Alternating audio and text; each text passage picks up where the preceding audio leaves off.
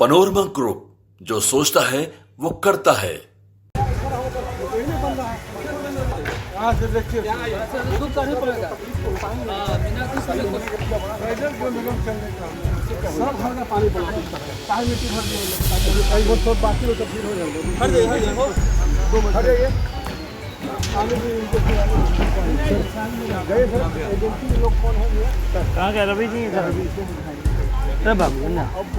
Foundation देख रहे हैं, मैं हूं आपके साथ वंदना। पटना इनकम टैक्स स्थित मंदिरिया नाले पर चौड़ी सड़क का निर्माण की डिमांड जो है स्थानीय लोग बहुत साल पहले से करते रहे हैं। इसी क्रम में पटना स्मार्ट सिटी प्रोजेक्ट के तहत जो है चौड़ी सड़क निर्माण कार्य का जो है वो अभी कार्य चल ही रहा है।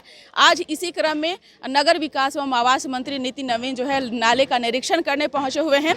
आपको बता दें कि 2021 में जो है मुख्यमंत्री नीतीश कुमार ने जो है करोड़ों की लागत से नाला बनाने का जो है परियोजना जो है उन्होंने लोगों को सौगात में दिया था। और एक बार फिर से जो है कार्य में कहीं न कहीं जो धीमी गति थी उसको जो है युद्ध स्तर पर कार्य हो, इसको लेकर लगातार सरकार के द्वारा जो है वह पहल किया जा रहा है। और नगर विकास आवास के मंत्री नितिन नवीन जो है पटना स्मार्ट सिटी परियोजना के तहत जो है एक बार फिर से नाले का निरीक्षण जो है करने पहुंचे हुए। यहाँ नगर आयुक्त अनिमेष परासर हैं, साथ ही साथ जिस कंपनी के द्वारा जिस एजेंसी के द्वारा ये नाले का निर्माण किया जा रहा है उसके भी अधिकारी यहाँ पे मौजूद हैं। तो जल्द ही जो है यह सड़क जो है वो बन करके तैयार हो जाएगा, जिससे बेली रोड जाने वाले लोगों को या फिर अशोक पथ जाने वाले लोगों के लिए काफ़ी सहूलियत होगी।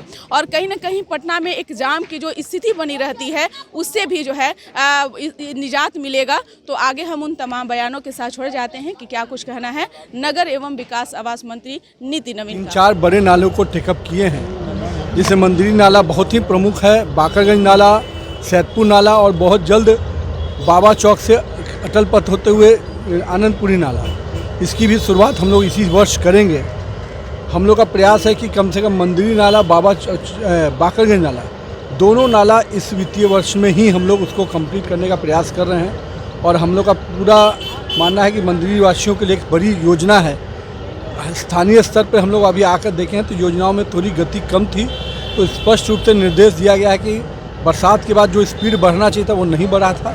इसलिए हमने कमिश्नर को भी और बाकी अधिकारियों को स्पष्ट निर्देश दिया, एजेंसी को भी, कि हमको स्पीड चाहिए। हर महीने इसकी रिव्यू हम लोग रिपोर्ट लेंगे और अगले 3 महीने में इसकी गति कैसे स्पीड करके योजना कंप्लीट हो, इसकी पूरी योजना बनाने कहा गया है। और स्मार्ट सिटी के भी लोग थे, उनको भी स्पष्ट निर्देश दिया गया कि हर महीने इसका रिव्यू कीजिए, 15 दिन के बाद हम लोग को भी रिपोर्ट भेजते रहिए, ताकि इसकी गति और जो लोगों को समस्या आए, कहीं पर पानी का पाइप फट जाना, कहीं पर नाले का सीवरेज, तो उसके लिए भी वैकल्पिक स्थान बनाने के लिए हर 10 घर को जोड़कर एक सिस्टम खड़ा किया जाए, ताकि जनमानस को बहुत समस्या नहीं हो। लेकिन इतनी बड़ी योजना हो रही है, इस योजना को निश्चित रूप से मंदिरी वासियों के लिए कि जीवन का परिवर्तन का माहौल होगा।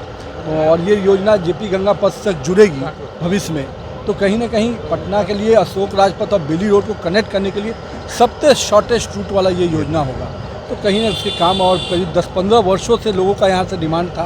अब हम उम्मीद करें कि ये वर्ष उनके लिए सौगात का वर्ष होगा।